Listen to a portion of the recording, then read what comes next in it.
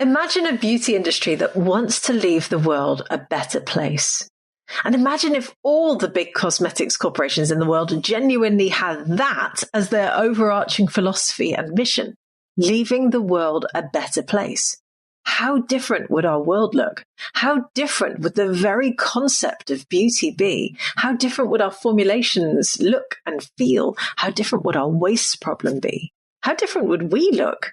It's a world that I can sort of imagine in a utopian textbook, but let's face it, it's pretty far removed from reality. That doesn't mean that it shouldn't be the world that we aim for, though. And today on the podcast, I'm joined by someone who is constantly campaigning to achieve that very world, supported by a beauty brand that is fully signed up to that world change. It's a brand you've very likely heard of before, and I'm thrilled to tell you that today I'm joined by Ruth Andrade, Earth Care Strategy Lead at Lush. You need to hear this interview because it will show you what's possible when your vision and your mission drive everything you do. So make sure you plug in and tune out the world for a little while and listen to this whole episode because I promise you, you'll feel super inspired by the end of it. Welcome to Green Beauty Conversations, the podcast that challenges you to think about how you buy, use, make, or sell your green beauty formulations. In my weekly episodes, I explore the sustainability of the beauty industry and encourage you to join me in changing the industry for the better.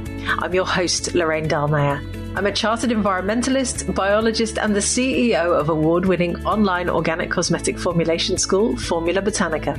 We have tens of thousands of students in over 190 countries around the world who study with us to become organic beauty formulators and entrepreneurs. Visit our website at formulabotanica.com to try our free online formulation course. And if you want to be the first person to know what's happening in green beauty, make sure you subscribe to this podcast in your favorite podcast app. So in today's episode, I'm joined by Ruth Andrade, Earth Care Strategy Lead at Lush. Born in the bioregion of the Brazilian Atlantic moist forests, Ruth grew up in a concrete jungle, witnessing firsthand the destruction of the natural environment. This prompted an early interest in environmental issues for her, nurturing a deep love for the rainforest and fueling great passion for driving change. Ruth considers herself a systems activist, identifying key nodal interventions in systems to support the transition to regenerative cultures. She has been co-creating Lush's environmental strategy since 2004 and supports the business to leave the world lusher than we found it. Ruth has a master's in advanced environmental and energy studies. She's also a trustee and the co-founder of Realliance, a collective of practitioners bringing regenerative design to the humanitarian and development sectors. And she's also a co-creator of Regeneration, an initiative with a mission to flow resources to grassroots regenerative projects. And you will, of course, be familiar with Lush, a beauty company with a campaigning heart, which since its establishment in 1995 has been driven by innovation and its ethics. Today, Lush operates in 52 countries around the world with over 850 shops, 38 websites shipping worldwide, and a global network of native apps, broadcasting channels, digital communities in over 30 languages. Hi, Ruth. How are you doing today? Hi, I'm good. I'm actually feeling really inspired today. Oh, well, that's good. I love that. That's a great start to the podcast. Well, let's get stuck into introductions first. Can you please tell me a little bit about yourself and introduce what you do and tell me about your role at Lush and everything? Let's get started with that. Yeah, so my name is Ruth Andrade and I'm originally from Brazil, but I've been living in Europe for a long time on and off and working for Lush now for nearly 20 years, also on and off. So sometimes I leave, go do something else, start something else, and then I ended up coming back as this is, what I call my place of power. I started at Lush back in 2004, actually as a sales assistant, back in the day where, anyone in the business that had an interest in environmental issues was thrown into an environmental position. So I quickly became Lush's first environment officer, starting a little bit of that work in 2005 and then really taking it on full time in 2007. And then since then, I've been involved with, I've seen my role really there to inspire, activate and develop people and the business to think more say more regeneratively, or as we say, like to leave the world lusher than we found it. And then how do we embed that throughout the business? So it's not just like a silo team sitting on the side, but it's really deeply embedded in the organization. And I think my role has evolved. I also worked a little bit with the philanthropic part of Lush. And I think now my role is evolving again into, working more closely with brands and working more closely with developing leadership. Amazing. What an incredible track record, and how lovely that you keep coming back to them over and over. Let's talk a little bit about regeneration. You said leaving the world lusher than you found it. What does regeneration actually mean? That is a huge topic, I know, but we've got to frame it a little bit before we go into a bit more detail. Yeah, it's also very hard to have a concise definition or even an agreed definition of regeneration. And you're going to see a million definitions just by Googling what is regeneration. I think from where I come from and the people I have studied with and the books that I've read, it's always increasing capacity and evolving capacity to create more life, to create more diversity, more complexity, and to make sure that we are a resilient planet, that life is resilient on this planet, because we help to create ecological capacity. The planet can sustain more complex and diverse life. And this evolving capacity for systems to really express their essence can then be interpreted into organizations, into people, into education, into how we think about health, into how we think about agriculture. But it's always this idea of how do I create a space where life can really show up, in its entirety, in its wonder, in its like glorious complexity that has evolved in the last 3.8 billion years. So for an organization, I can't say Lush is a regenerative organization, but we would like to make sure, if you ask the question, is the world better because Lush exists, that the answer would be yes. Is nature better because Lush exists? That we could say yes. I think we're still a little bit far from being able to say that, but that's the goal. It's like make ourselves relevant to evolution, basically. I think all organizations are still a little way off that. What got Lush to the stage that you decided you wanted that as your ultimate objective? How did you get to that thought process? Lush was founded by environmental activists. So Mark and Mo Constantine, who are, one of the founders of a group of founders of Lush, they were really involved in road activism in the UK. There's this, a history of a lot of like modern social activism came from that movement. They're also very keen bird watchers, so spend a lot of time in nature, like really a lot of time also seeing the decline in bird populations in the UK and, the effects of farming and pesticides and all of that. So I think having that ethos from the beginning of Lush really helped. And then we evolved the thinking. And I think we evolved the thinking by getting closer to the issues. So campaigning and bringing campaigners to talk about it, doing a lot of charitable giving, but also in a lot of dialogue with the grassroots groups and the movements that we were connected to, by engaging with people that were already practicing permaculture or agroecology in the supply chain and really learning what they were doing from them and being inspired by them. So I think that kind of bottom up or grassroots education really helped us evolve this thinking. Yes. Yeah. So in relation to beauty, is regeneration then mainly around farming, around the supply chain, agriculture, or is it a bigger picture than that? Yeah. Today I was putting a comment into one of our internal chat groups about the concept of beauty. We can approach beauty in the way that's being approached now by having an untenable definition of what beauty should be like and what people should look like that social media is just helping to reinforce.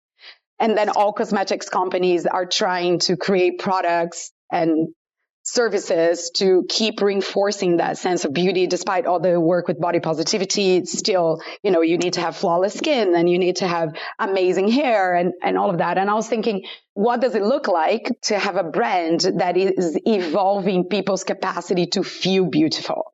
Because that's completely different. Is how do we then work with, maybe people need to sleep more and drink water and look at their mental health and use bathing as a mental health strategy. And we have like a meditation app for the bath, right? So how do we really keep and making sure that people identify and recognize themselves through the images that are on our websites, that we're promoting body positivity, that none of our creams say that it's an anti-wrinkle cream, that we move beyond like an ageism that is embedded in our culture. And I think for me, this is a regenerative way of looking at beauty. Is how do we really grow people's capacity to feel beautiful from the inside out, rather than, by doing a 10-step skincare routine every morning.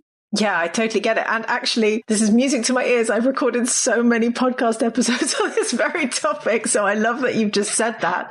So talk to me a little bit more about the issues that Lush comes up against, where regeneration comes into the actual creation of the products. I mean, obviously, I totally hear what you're saying about the overarching philosophy. What about the supply chain? To be honest, this is where we've put in most of the work in what could be termed regeneration. And again, I'm going to repeat a million times, we're so far from being a regenerative business. But in the supply chain, we've been working with agroecology and permaculture and regenerative agriculture, biodiversity friendly agriculture, since 2009. So lots of learnings and lots of practical applications of some of those concepts. There are a few strategies that we have implemented that I think have been really successful. One is to really look at soil health and agriculture, and how are we, buying ingredients that are supporting increasing soil health and water retention, but also doing that in partnership with communities. There is another track of work that I think is so important, which is how are we purchasing ingredients in ways that support biodiversity.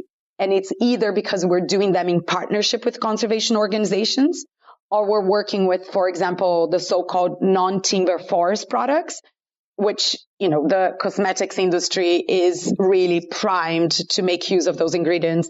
And this really supports a standing forest. It's the difference between eating beef or eating Brazil nuts. The Brazil nut tree would only be alive as long as it's surrounded by forests. So if you cut down the forest and they leave the Brazil nut trees, in a few years or a decade, that tree will die because you don't have the supportive ecosystem. So how are we supporting products, non-timber forest products that are supporting forest communities to continue to preserve the forest, or communities living around the forest? Another strategy that is super important is how are we supporting communities on the buffer zones or on the edges of really important habitats find livelihoods, meaningful livelihoods, in ways that don't encroach on the forest, or that involve poaching or deforestation or degradation of the forest.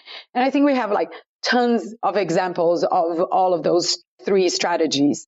I'm happy to give you loads of examples.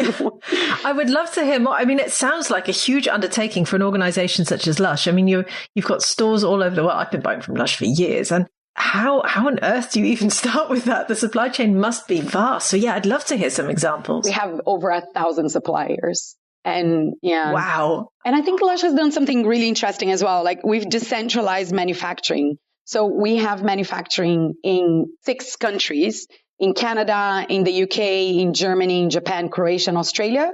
And that means that the big consumer markets have their own manufacturing plants. So the products arrive fresh in the stores. And then you have the complexities of each manufacturing site having slightly different supply chains, because we're also trying to buy local. So North America has more North American suppliers. In the UK, we have more European suppliers. And then there's all the global supply chain. So I think the way we started, which is also that has evolved, is by finding groups that already had network of farmers. So let's say there was a permaculture center in Ghana, for example, the Ghana Permaculture Institute, and we work with them on moringa oil, and they could activate a network of farmers that they had already trained that could provide moringa oil. That was 2010. That was a long time ago. We have direct partnership with indigenous communities. We also developed a really interesting strategy. We use a lot of salt. So for the hair, as volumizing for the hair, as a scrub for the skin, sometimes to give texture to the product. And salt pens are amazing bird havens, right? So lots of, if you go to an organization like BirdLife International, there is a mosaic of lots of little small conservation organizations. They had lots of salt pens involved in bird conservation. So all of our salt in the UK and in the US, and I think now globally, comes from salt pens involved in bird conservation. So it's like identifying those opportunities where you're getting raw material, but there are also other gains for nature by that kind of transactional relationship, that there is more to it that also supports the more than human. I think we did a special focus on wildlife and biodiversity, and we have many ingredients that in one way or another are supporting, the moon bear in Japan through our honey, or we have another beautiful honey source and this is the reason why we haven't become vegan. It's like the honey sources are supporting so much impressive work. We use a honey from Zambia where they're training old poachers to become beekeepers. And then we buy, the honey. We have another honey from Ethiopia, forest honey from Ethiopia, in the traditional ways, up the trees with the beehives up the trees that is still, traditionally collected. We have things like tonka beans that we used to make tonka absolutes that we're buying directly from indigenous communities in Venezuela and in Brazil. And again, it's livelihoods for them to continue to support the forest. So yeah, I think the cosmetics industry, even better place than the food industry to really build on those partnerships, because the end product can be a little bit more expensive and we can use materials that wouldn't necessarily be used for food, even though, honey and salt can be used for food as well. Yeah, absolutely incredible. I love the intricacy. It must have taken years to develop those relationships. Are you seeing that the rest of the beauty industry is starting to follow Lush's lead in this? Is this inspiring other elements of the beauty industry? Yeah, and I think before us, the Body Shop was already doing this. It's really sad what has happened now, but they also paved the way for community trade. Natura from Brazil has also been doing that for a very long time. And now I think what we're seeing is more suppliers that are being set up with that precise aim, like Forest-wise, for example, from Indonesia. And I think they are making this a little bit easier for brands and also cosmetic manufacturers to tap into those ingredients, because now you have those intermediaries that are, so you don't have any more to go and develop those direct community relationships. There is enough of like a fair trade movement of suppliers that are making that more available. I'm part of quite a few of these organizations like the Amazon Investors Coalition that are really trying to support businesses coming out of the Amazon as a way to support the 25 million people that live in the Amazon, in the Brazilian Amazon. So, the forests are not devolved, like the wild is not devolved of communities and people surrounding inside. So these trade partnerships are very important. And I keep telling them, like the Amazon Investors Coalition, I think the trick here, and I can see that difficulty at Lush, is sometimes we cannot even pronounce the name of the ingredients, let alone know how to formulate with them. So I think there is a real opportunity for anyone from the industry listening to this podcast to work with product formulators in the big cosmetic manufacturers and to really educate product formulators in how do you use patawa oil, or, how do you use ilipe butter? How do you really bring the essence of the forest and the essence of the wetlands and the marshes into your product? I think we need to evolve that capacity as well. And I think you're involved in that, right? Through your school. We are, yes. And it's interesting you raised that, actually. We recorded a podcast episode, it must be about 2 years ago, about rainforest ingredients, because we actually taught a mini course on it in our membership site. And when we hosted a webinar on it, there were a couple of people in the chat who were really angry.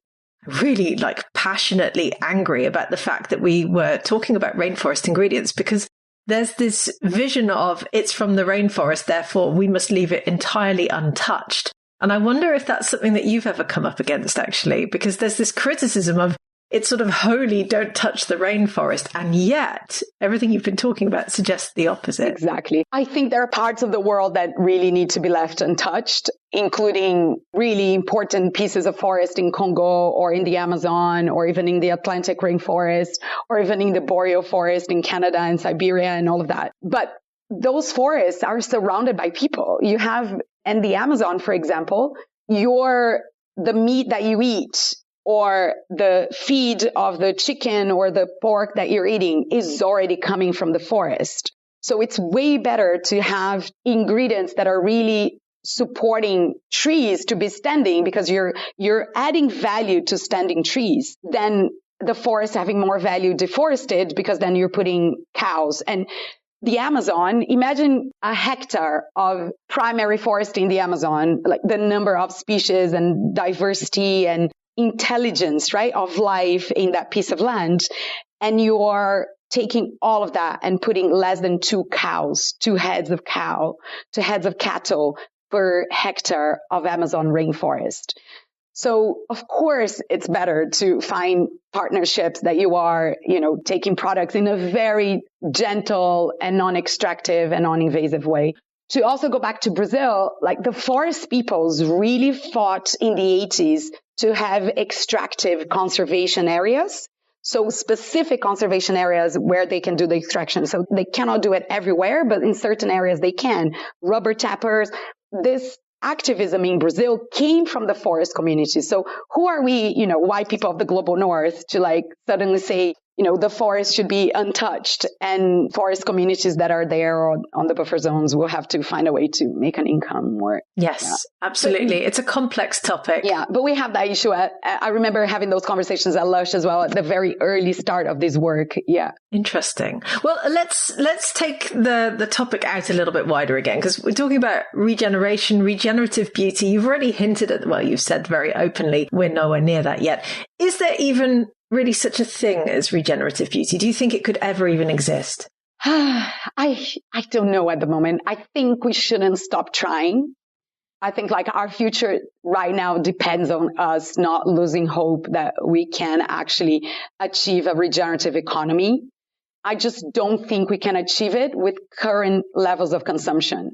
So I think part of creating a regenerative economy and then regenerative beauty would be part of it, is really looking at our levels of consumption and changing a bit the culture of fast fashion, fast cosmetics, and fast consumption. I don't think without this, we'll ever really be able to achieve this, but we will when the economy are, growing the basis of life. So when we are creating cleaner water through the way we're doing business, or, having more forest or better soil health. So I think it can be done. It's just hard without touching consumption. Yeah, I couldn't agree more. It's a conversation, though, that the beauty industry is very reluctant to have. Is it a conversation that you're having at Lush? I think what I keep saying at Lush is to decouple economic prosperity from material growth. And I think that's really important. So again, back to the conversation of what is beauty and how do we turn this industry into being an industry that actually cultivates beauty, in general, rather than it being a round product. I think at Lush, we're doing that well. We're really expanding our spa network. So again, we get a larger part of our income from experiences. I think also shop parties is a super interesting offering at Lush and very unique. You can go to the shop, learn how to make a product, have a face mask and a pamper session, get a little bit of the information about the ethics of Lush. And I think moving towards more experience-based relationship will get us a little bit closer of reducing consumption. So I think every brand needs to be thinking about how do they dematerialize. Yeah, it's a very valid point, particularly for the beauty industry. And I can see how the Lush Experience is starting to play out in some of the retail stores as well, because I know that you've changed the way some of them are set up. It feels more like an experience now that you go in there. Was that intentional? Was that part of this? Yeah, I think we really believe the spectacle and theater is what's going to keep people showing up to the high street. If not, if it's just a transaction rather than a relationship, then you can buy online. Come to the stores, because we say that the main goal of our sales assistant or sales colleagues are to be day makers. It's really make the day of the people that are coming to our stores, and to take that very seriously about how do you make someone's day by being an oasis of kindness and offering such amazing customer service that you're getting so much value of the experience that makes it worth going to the high street. And I think we also see our role in keeping the high street fun and active and not turning to, ghost towns, which a lot of town centers are becoming. How do we remain relevant, right? In a world that is constantly rewarding more theater and spectacle and transaction. Yeah, true. I love the thought process that's going into this behind the scenes. And thank you for sharing this. In terms of the term, this whole concept of regenerative beauty, do you think there's a risk of it being used by other organizations and that it will become subject to greenwashing? And 100%. And I also think there's some basic elements of this. if you have a very complex tax system, that means that you are not even paying tax, in the places where you're selling the product, that you can never have a regenerative business. There are some like fundamental basics of doing capitalism a little bit better that needs to come first. It's like living wage or paying your tax fairly, paying a fair supply chain. There is already like the basis, and then you build on top of that. So most companies have a long way to go. I also think it's the process of understanding how you can have a positive impact through your operations. And I say these things a lot, and I don't know if we really managed to do this, but imagine that we can look at all business activities, and we are able to say, have we evolved capacity here? Have we created more capacity? So it's the difference between having a cruelty-free label or having a prize for the last 10 years that are really helping to build capacity in universities to replace animals in animal testing. Yeah, that's like a more regenerative outcome. We're really evolving the capacity of the system rather than just having a label or inventing naked products and then not renewing the patent, right? We're again increasing the capacity of the whole industry to adopt formulas that use less packaging and less plastic. So I think everyone is going to have their fundamental role in this ecosystem to move beauty into a regenerative space. And it's finding what's the essence of the brand that resonates with the essence of the customer, and how do you help, build capacity in that area. And it may be that you will find that it's the supply chain. Others will find that it's the packaging. Others will find that it's refill and reuse and really creating that culture. Others may find that it's tapping to what we said, beauty comes from within. So how do we really support our customers to feel beautiful without, needing to apply? So I think everyone has a role to play, and we'll never have a perfect organization. But if everyone is helping shift that part of the system, I think collectively we can get a little bit closer. Yes. Wow. Absolutely amazing. It sounds to me, nothing like this happens without it filtering from the top down. Tell me, is Lush staffed fully by activists? Because that's how you're making it sound to me at the moment. Kind of. I have to say, this has always been Lush strategy. So Lush strategy is to employ the unemployable. Like my boss, I can't manage you. You're unmanageable. I have this reputation at Lush that I am unmanageable. And we have quite a few of those. Of like, really, I think it's a business full of people who question and who apply critical thinking. When I left Lush, and I'll share one more thing. It's two things. It's employing activists and really making sure that we're closer to the issue. Like we've had so many Lush meetings where we're listening directly from the people that are being impacted by the causes that we're trying to fight for. And that kind of direct relationship goes a long way in turning everyone into an activist. And I have to say, I think COVID lost our ability to do that a little bit as a business. And we're just finding our feet again and finding what is the new way of doing activism as a brand. I think we're very much in those conversations. But I left Lush in 2012 because I thought if we really want this transformational environmental work, we need to look at governance and organizational design and making sure that the people making decisions feel closer to the consequences of that decision. Like a lot of the environmental issues that we have is because, all the power is in glassed offices run by privileged and powerful people that have no connection to, the Ogoni in the Niger Delta, the sacrifice zone for Shell, for fossil fuels. So I went deep into governance and into self-organization and how do we create, an organization that is leaderful, that where everyone feels ownership. And if you look at our retail team here, I'm always the things that I hear from them make me so humble. I'm like, wow, I still have so much to learn, and that's me going to do all this training on self-organization. And they're fierce. It's like this idea that everyone's voices matter and everyone's opinions matter. Even if you're in a store, you should own your role. And if you're a manager, you run your shop with a lot of autonomy. So that sense of, again, building people's capacity to do this work, I think it just turns you into an activist because you can act. Like you have the space and a culture that allows your best to come forth. Yeah. So it's not just in the environmental sense. It's also how we do retail. possible. I love this. Ruth. I could keep interviewing you for hours, but I have one final question. How do we turn the entire beauty industry into activists? That's a big one. Well, how can we do this? Wow. I don't think Lush has been particularly good at collaboration, but I think we need to be inspiring each other more. So this pre-competitive collaboration where, I'm part of the Sustainable Beauty Coalition, connected to the British Beauty Council here in the UK.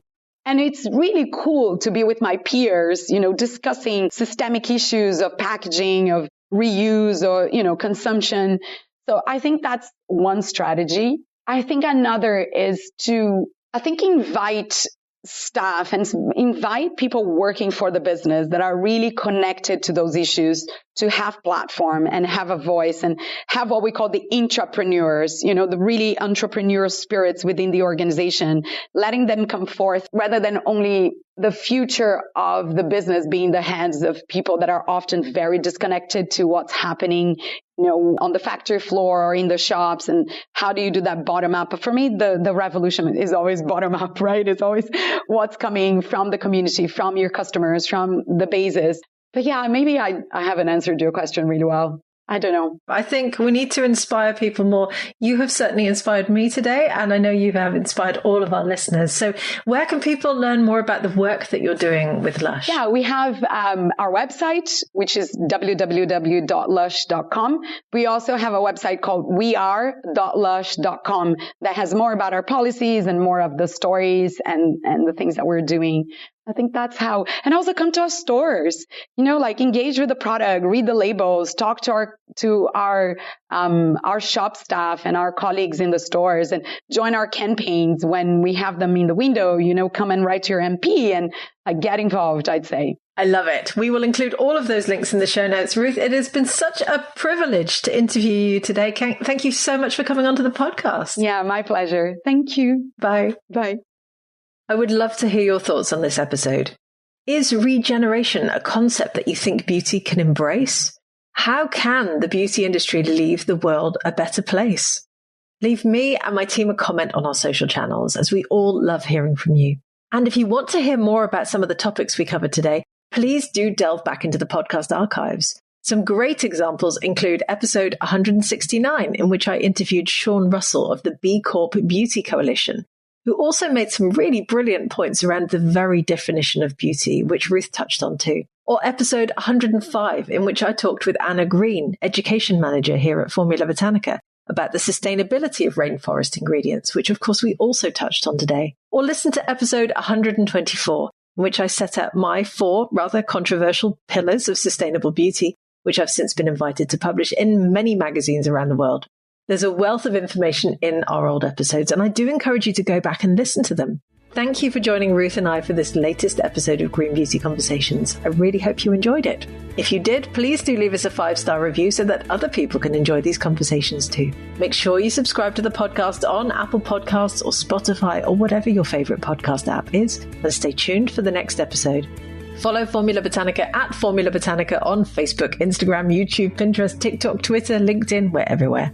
And come and give me a follow at Lorraine Dahlmeyer on Instagram. Visit our website at formulabotanica.com and sign up for our free online formulation course today.